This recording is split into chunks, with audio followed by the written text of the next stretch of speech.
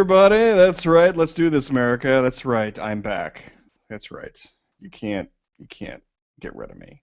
I am, of course, your good friend, Dr. Mike Savella. You can find me at drmikesavella.com. Today is Wednesday, January 27th. It is 9 p.m. Eastern Time. And, of course, we're talking family medicine. We're talking about family medicine with our good friends from geekdad.com, Dr. Gerry Tolbert. How you doing there, Gerry? Excellent, sir. Excellent. Thanks for asking. And our good friend, Dr. Kim Yu. How you doing there, Kim? What's happening? Doing great. Hi there, everyone. Yeah. So our main topic, we have some topics tonight, but our main topic is the upcoming AFP Leadership Conference, the National Conference of Special Constituencies, or Constituency Leaders. See, I did it wrong. See, don't do that. I have to give to the AFP Foundation. Formerly, the conference formerly known as the National Conference of Special Constituencies. And and who better, to correct me would be the convener, the guy, the man, the myth, the legend, Gerry. So 1 out of 3 ain't bad. So I got my little thing here 2 days ago in the mail, and did you get yours, or did they forget to put you on the list? I got mine today. You should flip to the second to last page of that and hold it up so that everybody can see Kevin. Kevin's picture in there is actually quite good. Yes, I'm so jealous. Look at that guy. Who doesn't want to be this guy right there? Oh. So, I know. And Kim has to check her mail, so hasn't gotten it yet. Yeah, I have to get it from my mailbox. And just tonight, like 2 hours ago, the Ohio Academy of Family Physicians, we had our conference call. We have all of our delegates. We have a full delegation for the 26th year in a row. Maybe Excellent. not, but it sounds good. No, that's awesome. That's one less thing that I have to worry about now. Yeah, we've got a full delegation as well from Michigan. You'll all appreciate this. For the last few years, I've gone as the new physician from Kentucky, but because I'm convener this year, I can't be the new physician from Kentucky, so we have a full delegation except for new physician. Oh. I did a horrible job of recruiting my own replacement.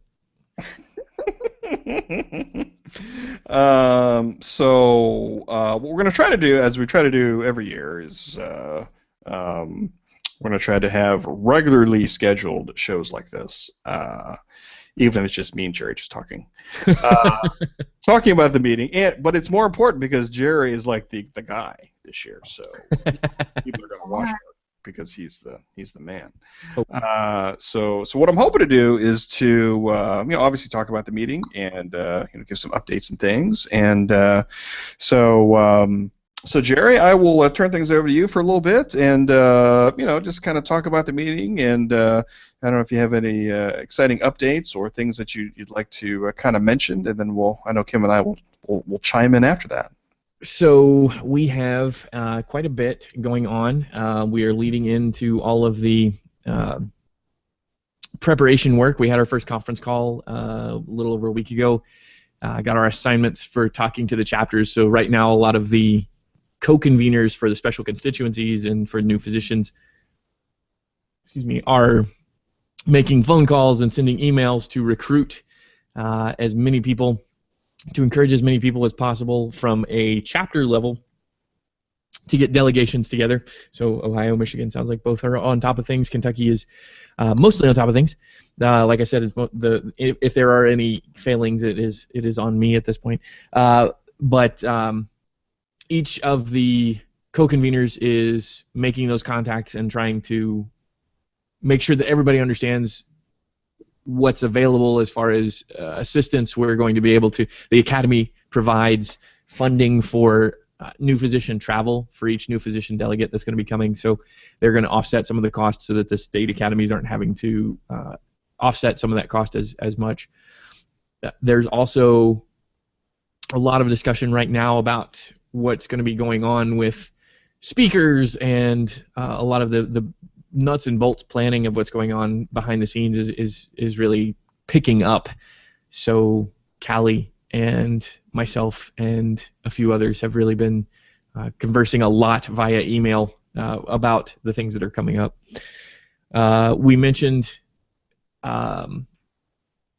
in the pre-show, we were talking about the fact that it's about 100 days until NCCL, and so 100 days to go. We've got a run up here till that conference gets rolling, and in that 100 days, we are going to be very, very busy. So anybody listening or listening later that has questions about NCCL, you can check out aafp.org/leaders, and that will take you to a website that you can see some of the information there. You can also look under events and select NCCL, which will be starting May 5th. Technically, the pre-conference is May 4th, and the new attendee orientation is, as of this year, officially now going to be on that Wednesday instead of on Thursday. So a few changes already happening that are going to be significant, especially for people that have never been there before. So that's one that you want to pay attention to.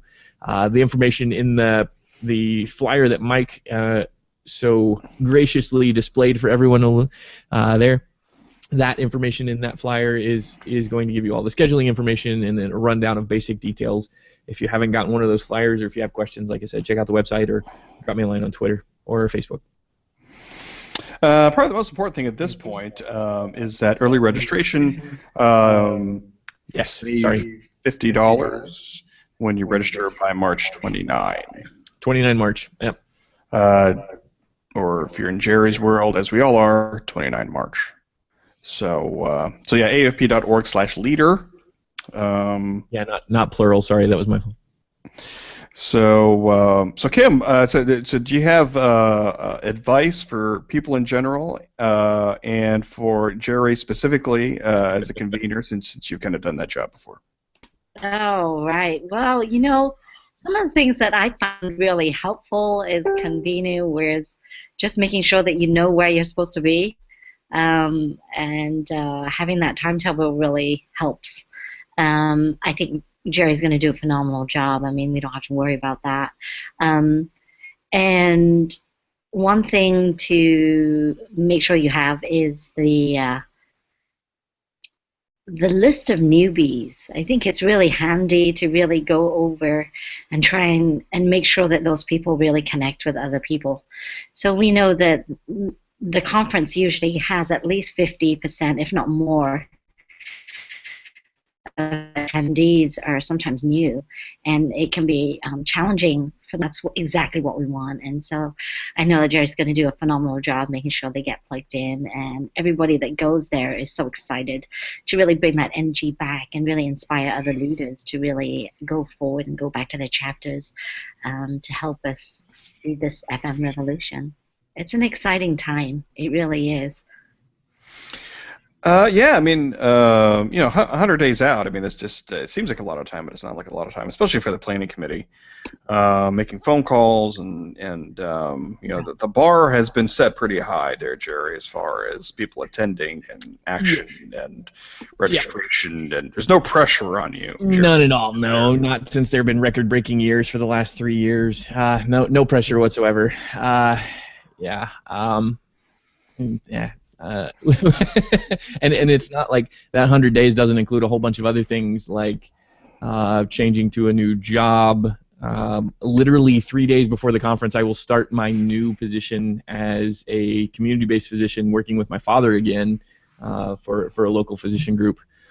So changing jobs. I'm also got offered the position of Northern Kentucky Health Department medical director, and so hopefully as long as the legal and other details fall through with or work through with that, then I'm going to be taking that position on as well. So yeah, a few things going on. And plus, I still have all these other gigs that you already talked about, things like Geek Dad and the Fresh Perspectives blog, the new physician blog with the Academy. So yeah, I may have a few things going on. Exactly. Yeah, but at this point, I mean, 100 days out, I mean, we and as of right now, people are watching live. It's one person watching live, so we love you. We appreciate you. We appreciate you. So thanks, Mom, for watching. But now 100 Days Out is not only organizing and getting attendance and all that stuff. It's trying to get people excited about family medicine, get people excited about advocacy, get people excited about being advocates for our specialty, being advocates for our patients. For sure. So Kim, when you talk to your Michigan delegation, especially the first timers, what do you tell them about the meeting? What do you tell them about why you love this meeting so much? Well, we have a whole bunch of new people coming this year, so it's very exciting. And we usually have a conference call to really set up and make sure that they really know what they're getting themselves into. So we ask them and tell them all the different constituencies that meet, the responsibilities that they have to make sure that they know where they're supposed to be, and to kind of prepare them for the whole resolution writing process and getting involved in advocacy, to think about the issues that are really important to them. So to brainstorm ahead of time if they have issues that they really want to talk about at NCCL. So it might be on minority health or DLBT issues or women's issues. So all of these things can really be, a lot of those topics can really be looked at ahead of time to really help you in resolution writing when you're at the meeting. And then to maybe bring your resume if you're thinking about running for a position. So there are different positions that are available, including Gerry's job as convener, but also as constituency conveners that we need to be able to lead the meetings. So it's always good to bring your resume and maybe have a speech ahead of time if you want to. But there's some people that go and they run, while they're at the meeting the first time. I did that, and I did too. Yeah, it was a blast. So it's a great meeting to meet people who really can become lifelong friends and also inspire you to be able to go back to your job and feel like you're really making a difference. And you, Mr. Dr. Convener, sir, as you've talked to especially first-time people or people who may not be familiar or like what is NCCO? So when you talk about the meeting, especially when you frame it kind of for new people and newbies, how would you describe or what do you talk about when you talk about the meeting? Most of the time, I go back to the things that really drew me to NCCL to begin with, which are the fact that it's a great way for people to get a voice, especially groups of people that normally don't get heard, people that are on the fringes sometimes. It was a great way to hear those voices and those perspectives, some perspectives that I may not have even heard before. I'm not usually very cloistered. I try to listen and talk to as many different types of people as I possibly can. But there are some groups that are so marginalized that it's really hard to hear their voices sometimes. And NCCL is a great way to get your voice heard, even if you're not typically in that central core group of people that are going to be either the loudest or the most listened to. I also talk about the fact that while you can participate as much as you want to, you do not have to participate more than just showing up and listening and being a part of the conversation. So just being there can be enough of a participation and enough of a as much as you want to. You do not have to participate and just showing up and listening. I'm hearing myself. Conversation. Just being there can be enough of a participation as much as. Hey Kim, I don't know if you've got your microphone on, but I was just hearing myself through your I'm mic. like, I somehow have deleted the screen where I can see you guys, so I can hear you, but I can't see you. So I went to the. I'm like, oh my gosh, where have you gone? I'm trying to find you. It's hilarious. Oh, I'm sorry. Okay. That's why I love this live show. He's never gonna ask me back. Mike's like shaking his head right No. now. You can take that out in post. No, we can edit it. We can edit it. So, but when I talk to newbies, what I really kind of learned through the years is that advocacy really kind of is a skill. And people can come in really with a lot of passion in things, but I think it is a skill set, especially to learn how to be a leader in organized medicine, especially in organizations like the American Academy of Family Physicians. When you learn things like resolution process and how to work in teams and how to advocate with people from different parts of the country who may have different practice situations. But really kind of have the same core ideas, and we can learn best practices from people around the country, which I think is really cool. And it's really cool seeing like the new people come, and they have a lot of passion about a certain topic or a few topics, and they start learning from other people who are passionate about other topics. They said, "Oh, I never really thought about it like that," and then they kind of find this synergy about working together. And for people who've never been to the meeting, so when we start to write resolutions and try to make policy happen, it happens in one big huge room, and you kind of feel the energy there. And especially if you've been there, people who are going for the first time, you're going to get caught up in it, and it's going to be very exciting, and you're going to want to do more. So that's kind of how I kind of frame it for new people, because it's really, and you guys would agree with this, it's hard to describe until you get there, and it's hard to get people to get there sometimes. So I hope as the weeks go on, as these 100 days kind of count down, that we'll get more people to tune in or to share this with people, especially new people who are going to the meeting, and to help build some excitement. Kim and I talk about this every year, and Gerry and I talk about this every year. We try earlier and earlier and earlier to try to get the excitement, at the hype up, and I'm really hoping it's going to be this year. 100 days out, we're just going to start marching forward, and I'm seeing on my screen we have 3 viewers watching us live right now. So say hi to them, everybody. Hi. Hi to them, everybody. I was really excited because I put this on the new Physician Moms and Family Medicine group. 2 weeks ago, I started it 2 weeks ago, and we have over 800 members now, which is very exciting. And so I posted about NCCL there and asked people to share their experiences there. And I'm going to pull it up for you. You guys can keep talking. I'll pull it up and tell you what some of these people said, because it's really cool. Very, very cool. So yeah, as she's gonna start pulling that up, Gerry and I were talking about different ways to communicate. Now that we're in this this new age. Have you heard of the internet there, Gerry? I don't know if you're familiar with it. It's a series of tubes, right? Exactly. So we're looking for new and creative ways to communicate, not only at the meeting but before the meeting. And there's this cool things that the kids are using now. Well, actually, the business people are using now. It's called, I believe it's called Slack. There, Gerry. Can you describe to us what that is and kind of what's cool about it and what we want to do with the thing, Gerry? Sure. So Slack is a communication tool that is sort of like an instant messaging platform on steroids. It's a way for small groups of people to communicate, share files, to share text messaging.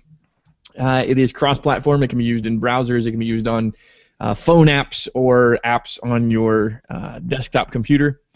It is a great way for communities of people to communicate in asynchronous communication as well as real time, and there are logs of all of the communication that are kept, so that if you think of something or have an idea, you can always flag it or pin it to they call it pinning.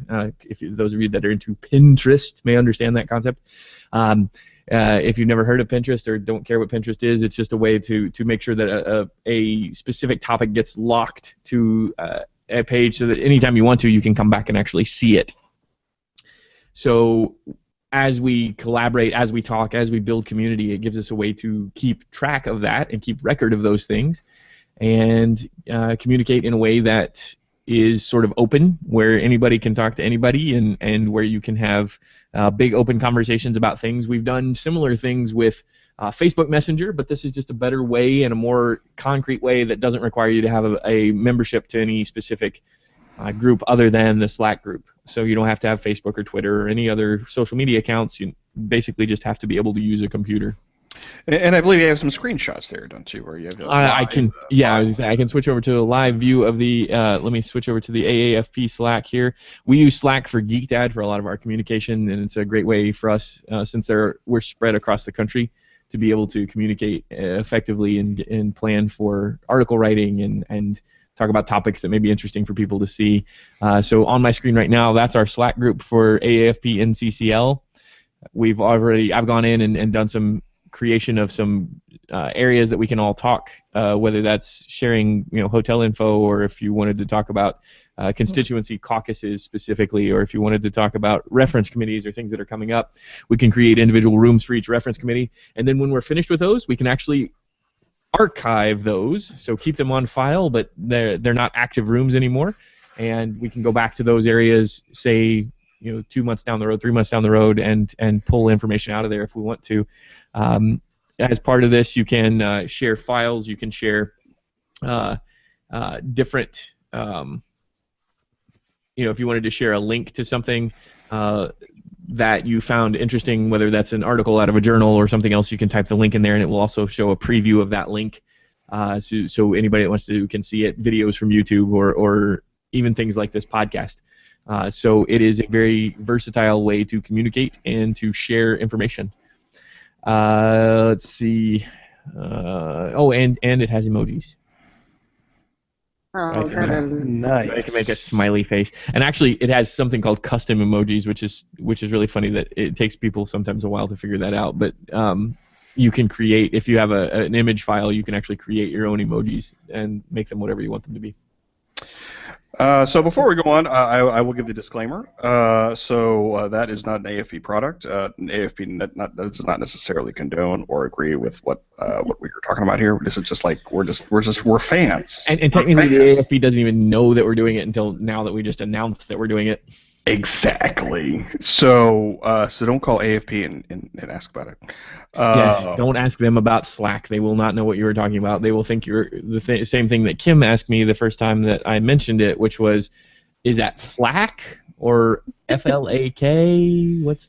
What are we talking about? So because they're going to think you're talking about Gerry and I. We're slackers. Slackers, yes. Which is the people who use Slack are slackers. That's right, but we're like definition 4 under Slacker, so we're not that. So it's just something that we're gonna try to pilot and get people on. So people that know me, I'll probably try to send you an invite. People who don't know me or know Gerry on Twitter, maybe you can try to tweet us, or we're gonna try to find some kind of way for you to join it and have fun with us on Slack. Both before and during the meeting. Yeah, if you want to send me a direct message through Twitter at Dr. Tolbert, if you're interested in joining the Slack group, that's something I can make happen. Cool. So Kim, your microphone cut out a little bit when you were mentioning the name of your Facebook group. Can you tell us what the name of your Facebook group is and some comments that you're receiving? Yeah, the group is called Physician Moms in Family Medicine. And so if you're a mom and you're a physician in family medicine, you are welcome to join us at that group. And some of the comments that we had about NCCL, I posted our Star Wars picture there and said, come join us. And Dr. Franklin said, I can't say enough goodness about this conference. The chance to learn from and be inspired by fellow family docs. The chance to affect real change in national policy, the chance to make lasting friendships. It's all amazing. I've resisted aging out for years so I can see my peeps. And Dr. Tanner said, honestly, this is the best conference you will ever go to. I have made lifelong amazing friends and learned how to be a better advocate for my patients, profession, community, and even myself. We will grow in ways you cannot imagine. And there were many, many, many other comments there that are just phenomenal. Dr. Viviana Martinez-Bianchi said, I can't say enough. This is the most eye-opening conference, not for CME, but for advocacy and leadership. This is where I've grown up as a family medicine leader and change agent, and she sure is changing the world. So it really is exciting to have some of the feedback from people who've attended NCCL in the past and even some new people that Aubrey Tell says hi. She trained with you, Gerry, and she says that you're often posting stuff that makes NCCL look fun. So it's kind of neat to see that we can tell others about NCCL in other ways. Cool. All right. And how many? Did you create the group, Kim? And how many members do you have as of this second? Yeah, I created the group about 2 weeks ago, which is really fun. And it all started because I'm part of a bigger group called the Physician Moms Group. How could I forget? And that is over 50,000 members, which is an amazing. I'm pulling it all up right now, so that's why I'm not multitasking as well. That's a lot of people. No, that's that's cool. No, Gerry, I think you're going to react to that. That person that Kim mentioned that you know, or that she knows you, or. Oh yeah, no, I was just going to say that Aubrey and I trained together. Yeah, she's a good friend. I try to keep up with her. She's got 3 little kids, and she's an awesome mom and an awesome doctor. So that's really cool that she's a part of that. I'm not surprised. She's Yeah, we have 877 members as of this moment. Wow. That's pretty cool for 2 weeks. 877 in 2 weeks. Yeah. We need to get her to do our PR. So it's exciting, and we had quite a few different, posts on there, and we just want it to be a place where family docs who are moms can really hang out and talk about stuff. They've talked about what their favorite CME conferences are, what their favorite EMR is. So far, Epic is winning big time, and Allscripts is not winning. So it's been fun. It's been really fun. Well, cool. So, we're gonna come back and talk about this frequently, depending on our schedules. The upcoming NCCL. But before we close up this section, anything else at this point, 100 days out, about the upcoming meeting? Anybody? Well, it's going to be over May the 4th. May the 4th. So I wore this T-shirt. Here, see. Can you see it?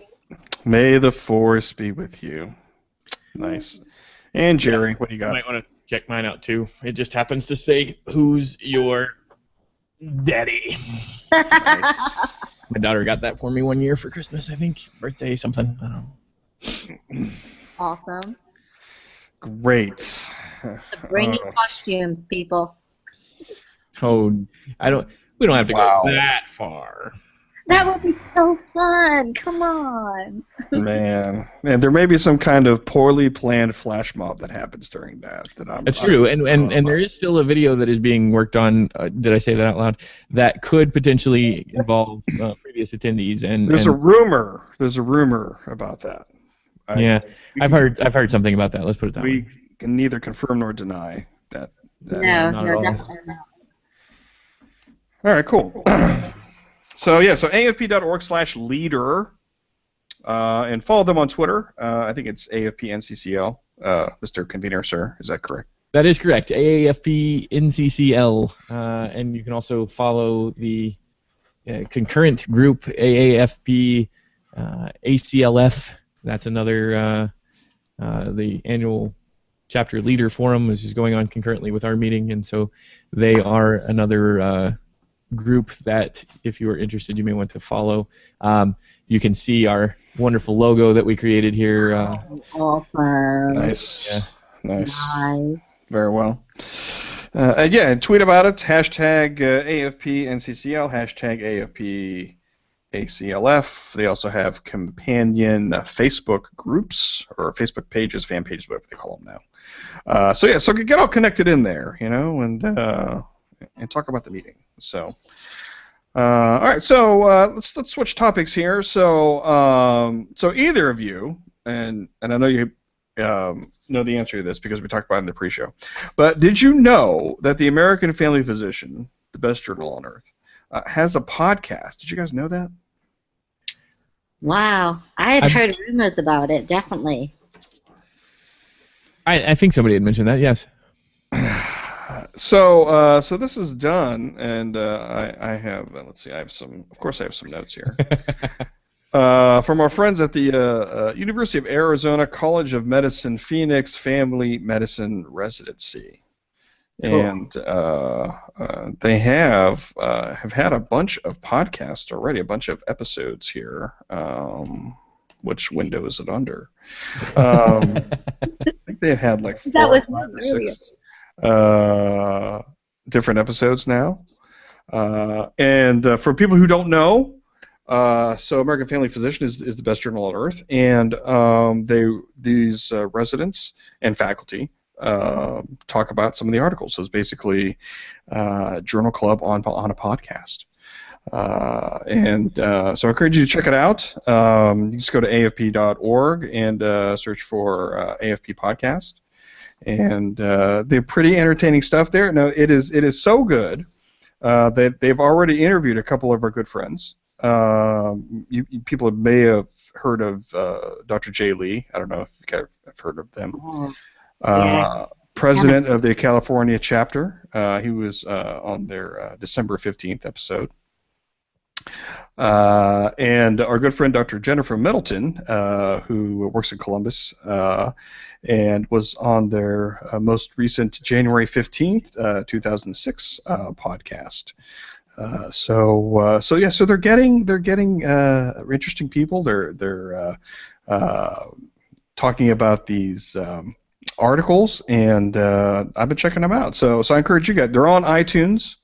Mm-hmm. And so you can subscribe to them, and tell them I sent you, because I'm good like that. Yes. I think that you need to be on that podcast too. I think you'd be awesome for it. That's right. So me No.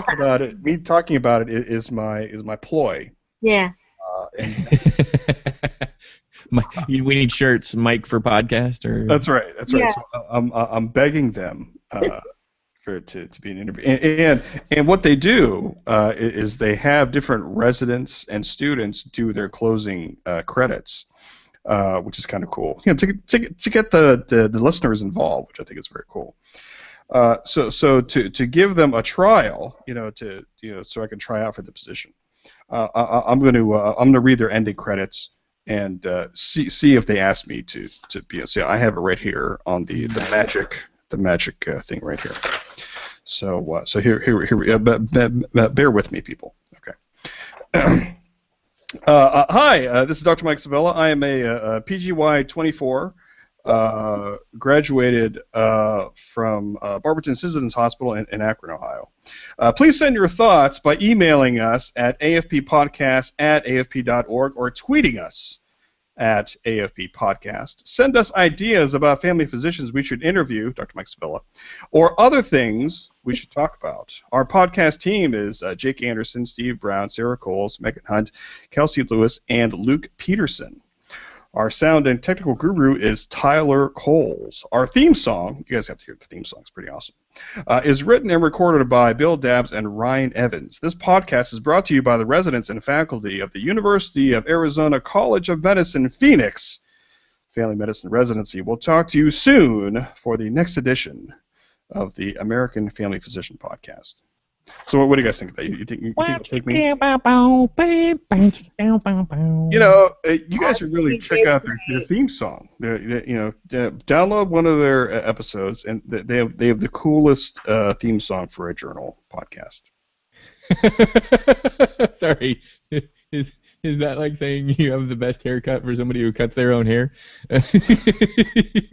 Because that's me. I think I just lost my interview with them.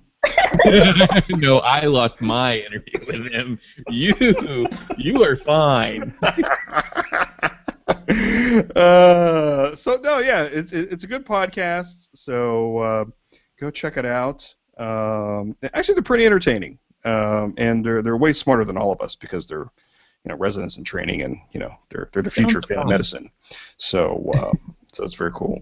So shout out to them. So go check them out, afp.org, and you can also follow them subscribe to them on iTunes. They have a cute picture of the team on the AFP website. So cool.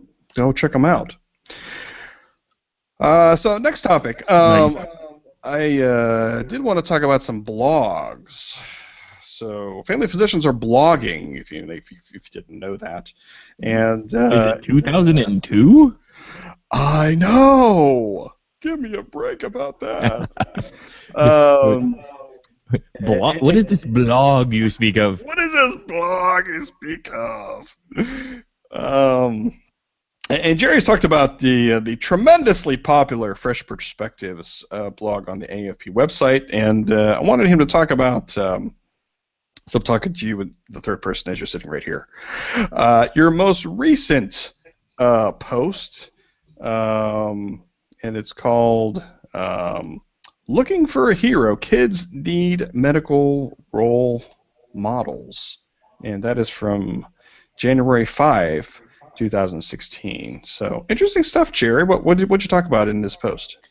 So first off, kudos to David Mitchell, who works at the Academy and really organizes that blog. He keeps us all in line and makes sure that we show up and do our writing. He also came up with that title, which I thought was a very good title for that article. But the article itself was about a couple of different things that happened to me. I back in December was asked to come to one of the local grade schools and do a lunchtime question and answer period with some of the 4th and 5th grade students. And through the course of doing that, I kind of had a couple of big realizations that a lot of these kids, the questions they were asking, they ask the basic questions, you know, how long do you have to go to school and how much money do you make and all of the things that kids ask about jobs. But they also ask a whole bunch of medical questions. And it dawned on me that just like adults in the current clinical setting that we have, these kids don't get a chance to be curious. They don't get a chance to ask questions. They don't get a chance to talk about questions and science in the way that allows them to learn something. So I, in the article, really wrote about how we need to give them a chance to do that. As physicians, we've got this giant store of knowledge, and one of our first mandates, and I quoted the Hippocratic Oath in there. The first paragraph of the Hippocratic Oath is all about sharing what we learn. And so from a standpoint of creating the pipeline for new physicians, you have to start somewhere, and starting as early as possible to encourage kids to be interested in science, and technology, and engineering, and art, and mathematics. Those are all things that encourage them to be thinkers, and that's really what we need. We need people to be curious. I don't care if they become doctors or if they become engineers or if they become, YouTube superstars. You can do what you want to do as long as you're curious about how things work and you seek out the answers to the questions that you have. And so that was really what the article was about, and how we as physicians have a unique perspective and a great way to encourage that curiosity and to foster that desire to learn and figure out more things. Looking at the post there, you did get some comments, I believe, and it's a pretty good reaction to it. I did get a lot. Well, the big thing for me was it got a lot of social media shares. So there were a lot of people seeing it, a lot of people hearing about that, that topic in general, and so that was cool. The president of the AMA actually shared it on Twitter, so I thought that was a little bit of a kind of, I don't want to say vindication. Nobody ever really thought I was a bad writer, I would hope. Maybe they did, I don't know. But it was definitely a nice feeling to see a lot of folks sharing it and talking about it. What's really funny is, now that you said that, I have to go look at the comments, because there were only 2 comments the last time I looked, and one of them I think was mine. So so I don't know what it says. That's why I'm kind of, I've been hastily trying to find it here. The AMA actually has a Doctors Back to School program. And so we really are trying to get more people to actually do that, to go back into the schools and talk about medicine and being physicians. The program that I went to a school in Chicago, and it was really cool. We had about 15 doctors go, and I went with a pediatrician who works with asthma. And it was interesting, his take on talking to the kids about asthma, and then I was talking about being the family doc. And you're right, there were so many questions about, or even just comments like, well, my mom just had a baby, and or I have asthma, or I just broke my ankle, or there were lots of different comments that they made that were quite different from what I was expecting in that environment. And so we need more physician leaders and physician volunteers to go do programs like this. So if you're in Chicago, I think it's April 1st, that weekend, we're looking for people this year to join us for that Doctors Back to School program as well. So. Cool. Yeah. There's a couple other people I wanted to highlight here that I've seen on my Facebook feed. The program director from Akron General, Dr. Elliot Davidson, on his Facebook he started a blog himself. And he describes himself as, I'm a family doctor who's been practicing for 30 years and teaching family medicine for 15 years. I teach my students and residents if they pay close attention, they will learn something from every patient interaction. And his most recent post, I know you guys can't see this, so I'll just kind of read this. He talks about style and substance, and he says, what's more important, to know what you're doing or to look like you know what you're doing? To have style or substance. When it comes to doctoring, one needs both. If you have book smarts alone but don't act convincing, patients won't listen to you. And he goes through this brief list that I'll kind of read over, and you guys can react to it. So how does a new doctor connect with a patient? I put them at ease and gain their confidence. Here are a few lessons I have learned along the way through my years. Number one, look the part. Professional dress is key. Number two, listen hard. See rule number one, listen to the patient. This is why they call an advanced physician an attending. They attend. It's pretty good. Number three, actually touch the patient. Shake their hand after washing yours and do a careful exam. Number four, carefully explain in plain language the results of your evaluation. Number five, make sure you follow up with any promises you've made. Nothing will undermine a patient's confidence more quickly than breaking your word. Number six, make note of a special event in the patient's life. You can ask them about that event.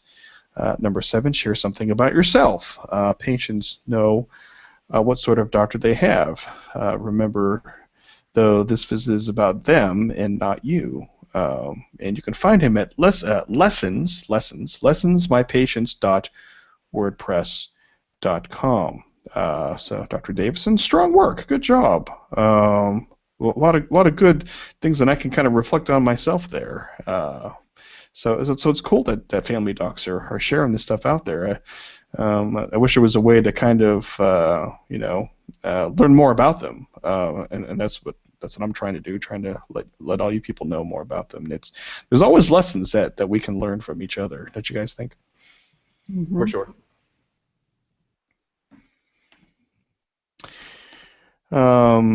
And there's another blog I wanted to highlight here, and she actually talked about it at the last meeting I saw her too. It's our good friend Dr. Janet Hurley from Texas, and her blog is called acceptingthemaybe.blogspot.com, and I encourage people to go there. And I talked with her about this, and she's been having these thoughts in her head and stories and things that she's always wanted to write. And the most recent one that I've seen here is called Searching for a Heart in the Carpet, and it's Tuesday, January 26th. I won't read it because I won't do it justice, but it's basically a bunch of her stories that looks like she's kind of accumulated through the years. And I encourage people to go and check it out and talk about it on Twitter or leave a comment. It's acceptingthemaybe.blogspot.com, and it's just different ways of people of expressing themselves, even with Kim's kind of Facebook group. Is that a closed group, or do people have to petition to? You have to actually ask to be in to come into it or get put in by someone else who's in the group. So I'm sorry, you wouldn't qualify because you're not a mom. Well, people call me a mother, but that's different. I could call you that, but no, I'm sorry. No. Most of the people who are in that group are part of the larger PMG group, and so we get most of the people are from there, I think, or friends of physicians that are in our group, and a lot of the FM Revolution docs and the people that have been to NCCL are members of that group. So that's been really fun to see us network and really bring our friends into that group.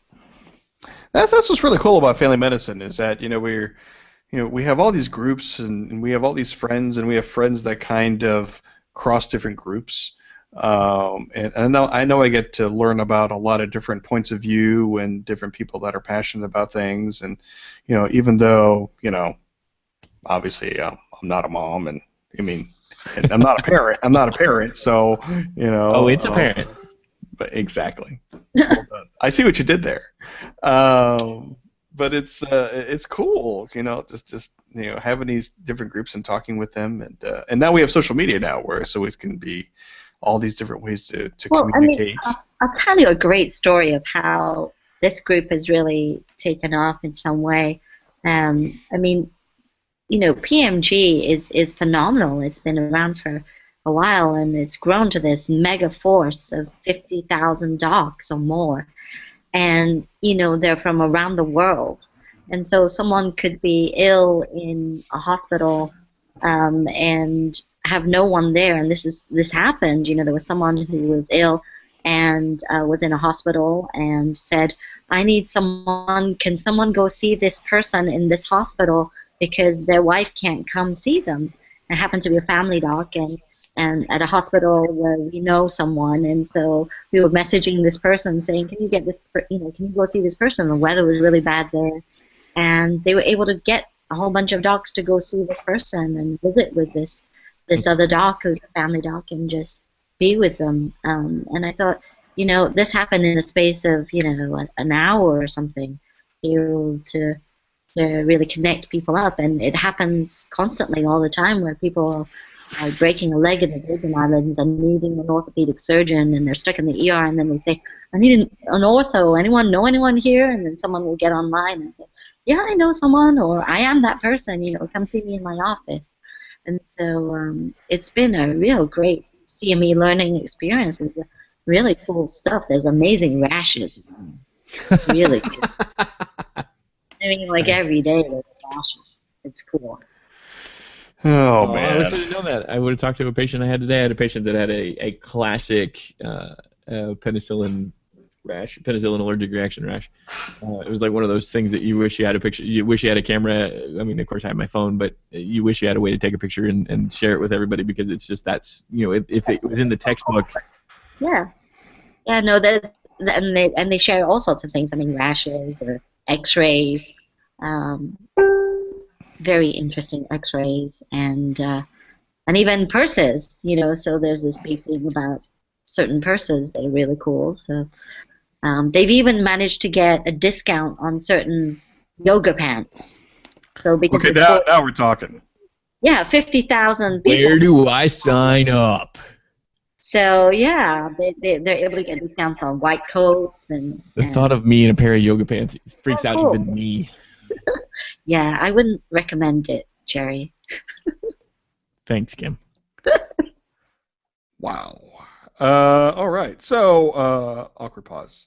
So before we get out of here, so Kim, so you were on a conference call earlier tonight, Fixing All of Michigan. Tell us about your conference call earlier tonight. We had a task force for reform on payment reform, basically, with several different physicians. A lot of them are in private practice, in solo private practice, or in small group private practice, and who really want to talk about different things that we, as an academy in Michigan, can do to try and help small practices, but also talk to legislators and talk to insurance companies about what we can do to improve payment for family docs.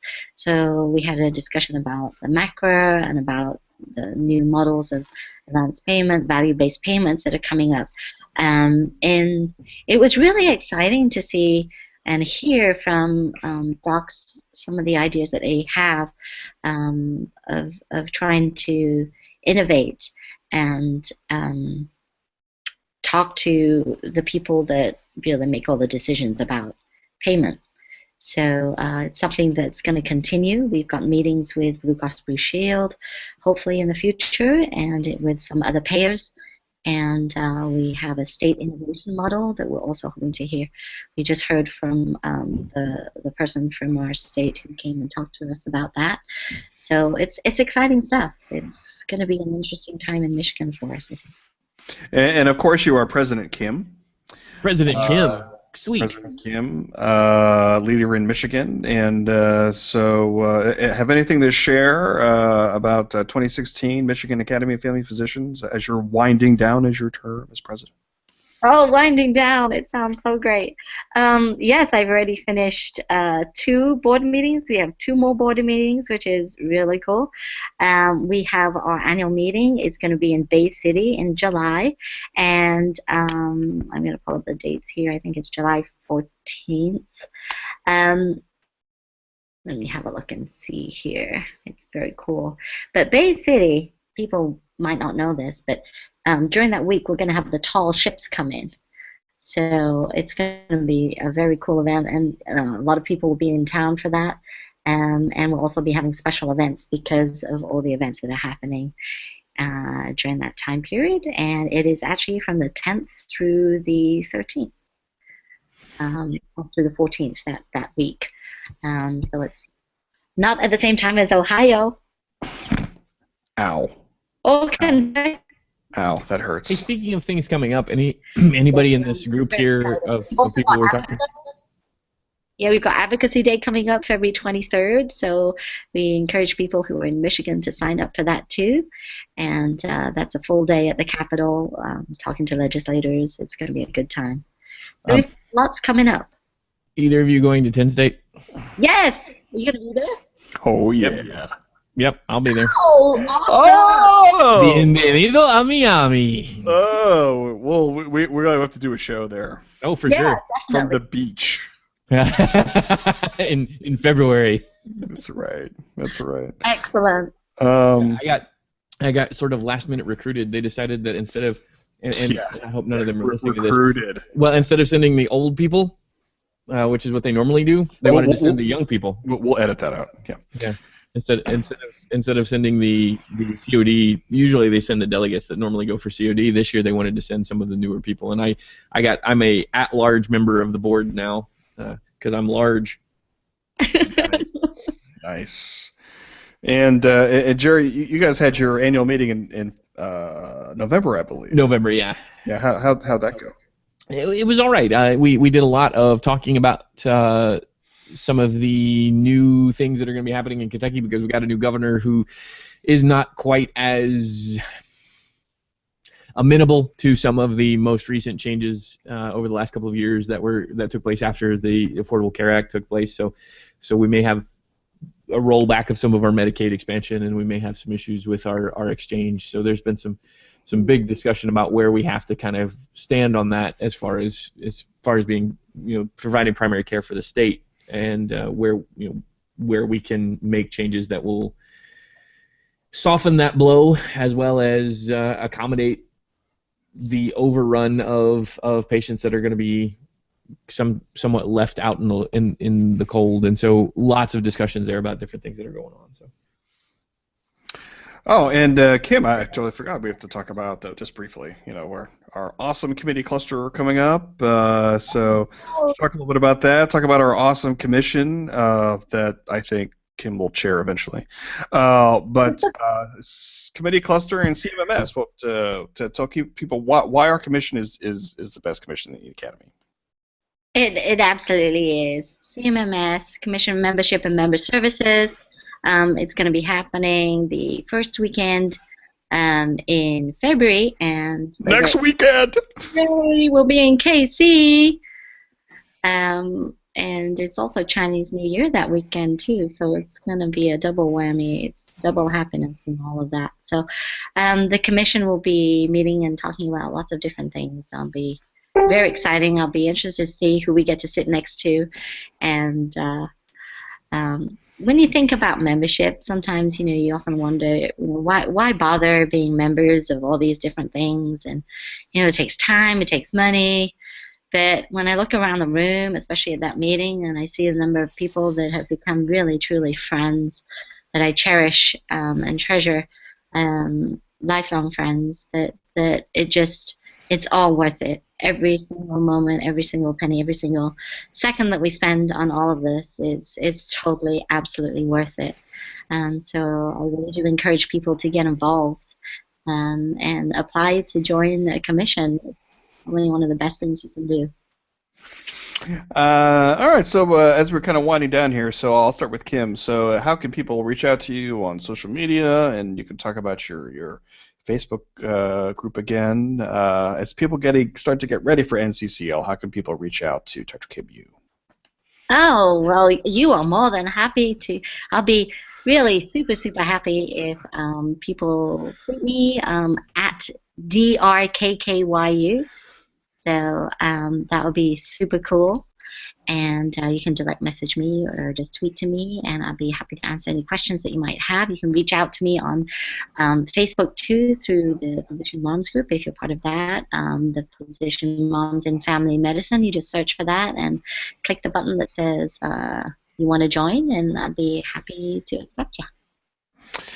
All right, and Dr. Gerry Tolbert, give us a little update on Geek Dad. Anything going on there? And then how can people reach out to you, the convener, the man?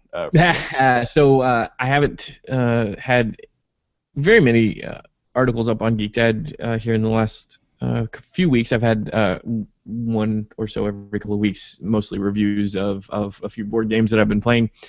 But I have a few things in the hopper that are going to be coming out soon. You can reach me on Twitter at Dr. Tolbert at DRTOLBERT, or on Facebook as Gerry Tolbert. I'm also, I think it's / Dr. Tolbert there too, or / Dr. Tolbert, I should say. And check out, if you haven't already, check out aafp.org/leader for more information about NCCL, or contact me directly on Twitter if you have questions. Can we see your iPad Pro there, Gerry? Do you have it? Yeah, sure. Oh. And what's that new piece of hardware that you were just showing me before the show there? Oh yeah, sorry. My Magic Mouse it was having trouble scrolling, so I got one of the new fancy trackpads that charges by lightning, so you don't have to have batteries for it. Oh, nice. That's nice. I just realized what that was. Yeah, I hate batteries. So. Great. All right, kids. So. Gotta show off the new gadgets. Yes. Yeah. We got to slide this new gadgets in. What do you have there, Kim? Family Medicine Strong. Wow. All right. Yeah. So this meeting coming up was all going to be like. T-shirts and wristbands. I hope not. I still want one of those hats. There you go. See, the Alberta College of Family Doctors, I believe, in Canada, right there, baby. Very cool. We love them. All right. So yeah. So anything else I forgot? I feel bad for all of you out there because you guys are going to get this awesome after show that I'm not going to record. But I feel bad for all of you. But anything else there, kids, before we close it up? I gotta go and finish my mini med school curriculum. I've got a new semester starting tomorrow, so I need to get ready for all that. Cool. All right, so I am Dr. Mike Savella. Follow me on Twitter, and I will put this up probably on my Facebook page and on my YouTube page and drmikesavella.com everywhere. So I did find something that I wanted to add. Apparently, if you want something funny, go search for Family Medicine hat. because apparently there is a town in. I'm trying to zoom out. It won't let me zoom out. Where is this town? It is in Arizona, maybe. That's called Medicine Hat. So, hold on. I'm getting there. Where is? You mean the Medicine town Hat? is called Medicine Yeah, Hat? the name of the town is Medicine Hat, and it's not Arizona. It is in Wait for it. North Dakota, Wait for it. maybe. Wait for it. I can't. The map won't zoom out. Come on, stupid Google Maps. Oh my gosh. This is see for people who have tuned in to the end. Yeah, exactly. Thanks for waiting till the end just to hear me complain about Google Maps. It's Where is riveting. Hold on, let's see. Where's Medicine Hat? Medicine Hat, Alberta, Canada. Sweet. It's That's that. awesome. So Medicine Hat is in Alberta, Canada. There you go. There you go, kids. That's all I got. So, good night, everybody. Bye. Good night. See you on the